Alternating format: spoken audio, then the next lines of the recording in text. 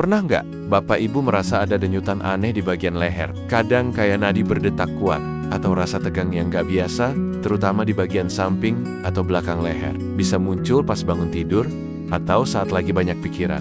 Nah, ini bukan cuma soal kecapekan atau posisi tidur yang salah. Bisa jadi ini adalah salah satu tanda awal hipertensi atau tekanan darah tinggi yang mulai naik. Banyak orang menganggap rasa tegang atau berdenyut di leher itu hal biasa, paling masuk angin, lagi salah bantal, atau kecapekan kerja. Padahal, kalau denyutan itu sering muncul, terutama disertai pusing, wajah terasa panas, atau jantung berdebar, bisa jadi itu tanda tubuh sedang bekerja keras melawan tekanan darah yang sudah mulai nggak stabil. Hipertensi sering dijuluki silent killer karena gejalanya nggak selalu terasa jelas di awal, tapi tubuh sebenarnya kasih sinyal. Salah satunya ya lewat rasa tidak nyaman di area leher dan kepala. Tekanan darah yang meningkat bisa membuat pembuluh darah di sekitar leher ikut menegang. Akibatnya, muncul rasa berdenyut yang kadang bikin kita gelisah atau susah tidur. Rasa denyut ini juga sering muncul di saat stres atau terlalu banyak pikiran. Ketika kita stres, tubuh melepaskan hormon adrenalin dan kortisol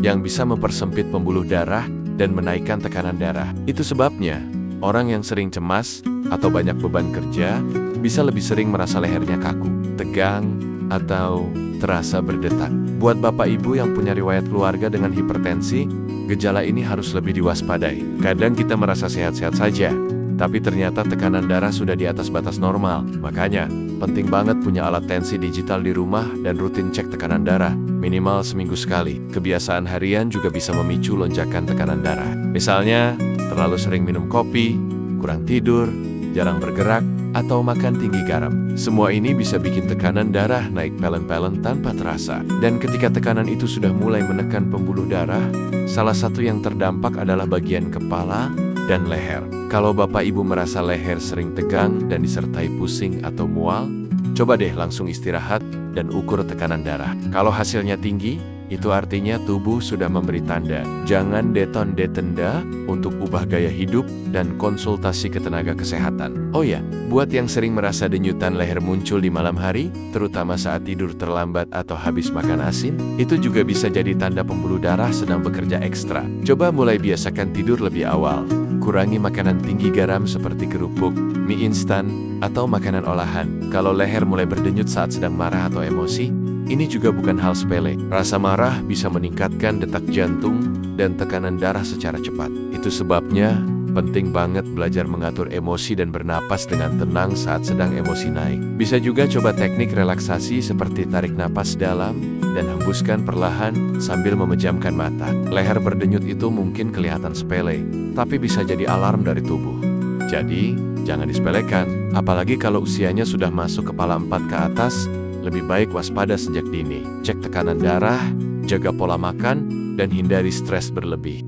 Kalau Bapak Ibu butuh panduan lebih jelas soal cara mencegah dan mengelola tekanan darah tinggi, coba mampir ke channel Dokter Sehat Milenial. Di sana ada pembahasan lengkap seputar hipertensi, pola makan sehat, dan juga tips gaya hidup untuk jaga tekanan darah tetap stabil. Jangan lupa subscribe supaya nggak ketinggalan video penting lainnya. Nanti kita bisa lanjut bahas juga makanan-makanan yang baik untuk penderita hipertensi, cara memilih garam yang lebih aman, dan gerakan ringan yang bisa bantu menurunkan tekanan darah. Kadang kita juga lupa bahwa tekanan darah tinggi bisa muncul dari kombinasi kecil yang sering terjadi dalam rutinitas kita. Contohnya, kebiasaan duduk terlalu lama tanpa bergerak, terutama saat bekerja di depan komputer, bisa bikin aliran darah jadi kurang lancar. Apalagi kalau posisi duduknya cenderung bungkuk, sirkulasi ke kepala dan leher jadi terganggu. Coba biasakan untuk berdiri atau jalan sebentar setiap 1 jam agar aliran darah tetap lancar. Aktivitas fisik ringan seperti jalan pagi